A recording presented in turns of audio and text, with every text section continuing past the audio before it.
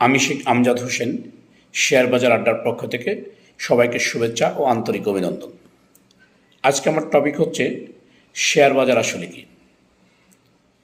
মানুষ মনে করে শেয়ার বাজার মানেই শুধু দাম বাড়া কমার খেলা। আসলে শেয়ার বাজার হচ্ছে একটা দেশের অর্থনীতির বিজনেস মার্কেট প্লেস, যেখানে ভালো কোম্পানিগুলো সাধারণ মানুষের কাছ থেকে টাকা সংগ্রহ করে তাদের ব্যবসা বড় করে, আর সাধারণ মানুষ ওই কোম্পানির অংশীদার হয়। ধরুন একটা কোম্পানি তাদের বিজনেস সম্প্রসারণ করতে চায়, কোম্পানির আরও টাকা দরকার, তখন কোম্পানি ব্যাংক থেকে ঋণ না নিয়ে জনগণের নিকট থেকে মূলধন সংগ্রহ করল।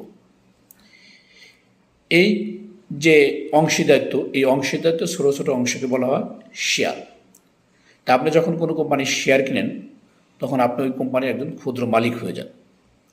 এবার কী হয়, কোম্পানি যখন বিজনেস ভালো করে, আপনি ওই কোম্পানি থেকে লাভ পান। লাভটা কয়েকভাবে পেতে পারেন।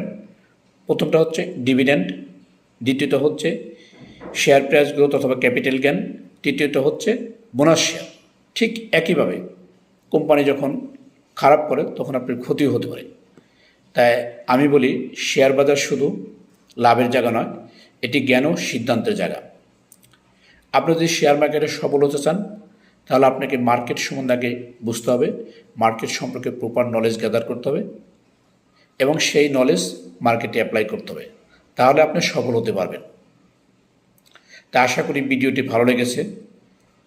Thank you so much for watching the video.